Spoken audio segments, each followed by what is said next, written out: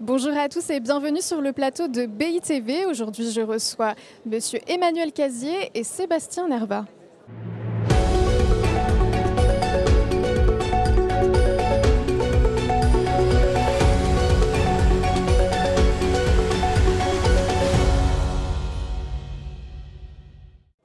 Bonjour à tous les deux. Bonjour Christelle. Merci d'être sur le plateau de BITV. Donc Emmanuel Casier, vous êtes le cofondateur d'Haussmann Executive Search et Sébastien Nerva, vous êtes le directeur développement construction bois chez Link City. Alors si nous sommes réunis aujourd'hui sur ce plateau, c'est parce que vous participez tous les deux à des conférences au sein du CIPCA. Des conférences qui ont un enjeu en particulier qui vous unit. Il s'agit de l'impact des nouvelles réglementations bas carbone dans les métiers de l'immobilier bas carbone.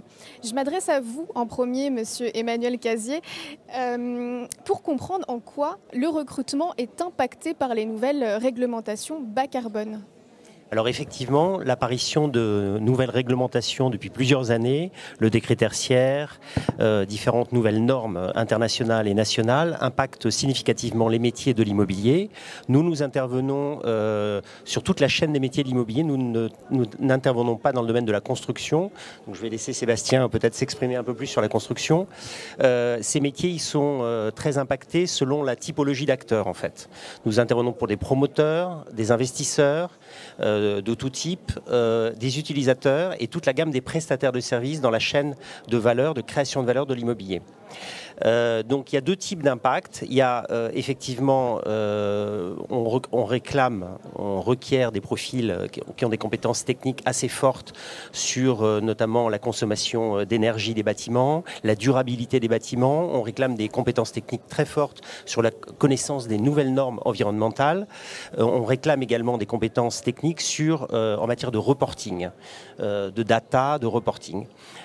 Donc par exemple chez les promoteurs, on recrute pas mal de directeurs de programme, de responsables de programme, de directeurs techniques qui intègrent ces nouvelles compétences. Il y a aussi beaucoup de soft skills, donc il faut être capable d'avoir la pédagogie pour faire travailler ensemble un certain nombre d'acteurs qui n'étaient pas forcément habitués à se conformer à ces nouvelles normes. Chez les investisseurs, c'est la même chose. Les asset managers, les property managers, ceux qui gèrent les actifs, on nous demande beaucoup de profils qui sont capables de bien connaître toutes ces nouvelles normes, d'intégrer effectivement toutes ces connaissances en matière de consommation énergétique, de gestion des bâtiments durables, etc. Et chez les utilisateurs ou chez les prestataires de services, c'est la même chose. Donc beaucoup de nouveaux profils avec des nouvelles formations qui ont émergé, école de commerce, master spécialisé ou école d'ingénieur. Je ne vais pas m'étendre plus longtemps parce que le temps est court, mais voilà un petit peu le type de projet que nous traitons. On traite à peu près 15%, on va dire sur les 150-200 missions que nous traitons chaque année, on traite 15% de missions qui ont trait à l'ESG, à la RSE, au développement durable et toute typologie de postes, tant des postes de middle management que de postes de direction ou un peu plus de top management. Voilà ce que j'ai à dire. Merci Emmanuel Casier pour cet éclairage. De votre côté, Sébastien Nerva, vous qui êtes spécialisé dans la construction bois, pouvez-vous nous expliquer la stratégie RSE de Link City face à ces nouvelles réglementations ? Oui, bien sûr, Christelle. Alors, face à la nouvelle réglementation, nous, notre RSE, elle est structurée autour de 3 grands piliers. Plus de réhabilitation, moins de projets en œuvre, ça c'est le premier pilier et on veut monter vraiment un cap à au moins 30% de notre portefeuille d'affaires à horizon 2030. Mon sujet, vous l'avez dit, la construction bois et les biosourcés, c'est notre deuxième pilier, plus de projets bois et biosourcés et là on vise quand même un permis de construire sur 2 déposé à horizon 2030 aussi, toujours ce cap 2030 pour nous mettre en mouvement. Et puis enfin le troisième pilier, c'est vraiment des projets qui sont plus sobres sur le plan énergétique. Donc c'est d'abord des meilleures enveloppes de bâtiments et de la consommation plus à base d'énergie renouvelable. Là pareil, on veut augmenter le nombre de projets sur ce type d'aspect.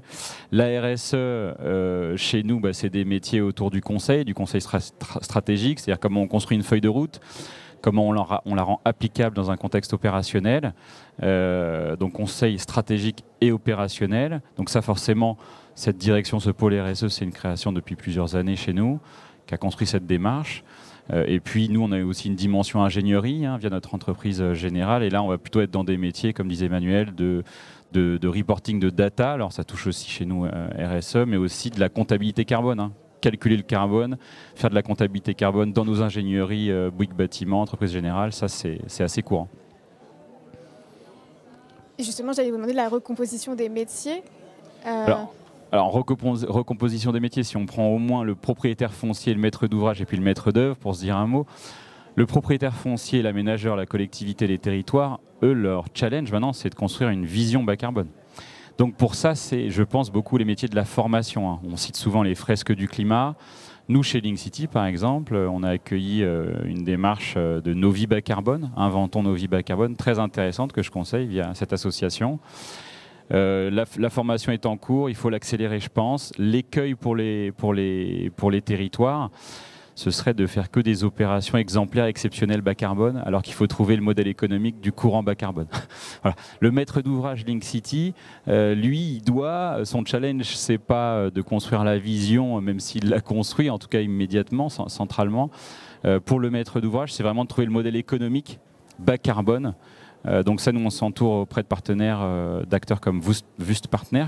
On cherche la valeur de l'actif bas carbone. Voilà. Et là, peut-être l'écueil du maître d'ouvrage, ce serait de ne pas investir tout de suite et de prendre du retard et donc de ne plus être compétitif bas carbone. Donc nous, on anticipe beaucoup, d'où la démarche RSE pour rester compétitif au plus tôt sur le bas carbone. Et puis juste un mot sur l'architecte, le maître d'œuvre. Lui, il a la lourde tâche de concevoir. Il ne peut plus rester sur l'espace, la fonctionnalité, l'habitabilité. Il doit intégrer la démarche bas carbone. Et là, l'écueil, je pense, pour la maîtrise d'œuvre, ce serait d'opposer le bas carbone à la qualité d'usage ou l'habitabilité, la fonctionnalité. Voilà. Et la maîtrise d'ouvrage Link City est là pour essayer de donner de la cohérence à ça. Et nous, on travaille avec les architectes comme GBL. On a beaucoup parlé des projets avec GBL sur projet Unity et Panorama, par exemple. Chez nous, bas carbone et BBCA. Donc, on travaille aussi main dans la main avec les architectes pour faire des opérations bas carbone. Voilà comment ça recompose un peu les enjeux des métiers, je pense. Merci beaucoup Sébastien Nerva et Emmanuel Casier. Merci beaucoup d'avoir été sur notre plateau. Et merci à vous de nous avoir écoutés. On se retrouve très vite sur le plateau de BITV.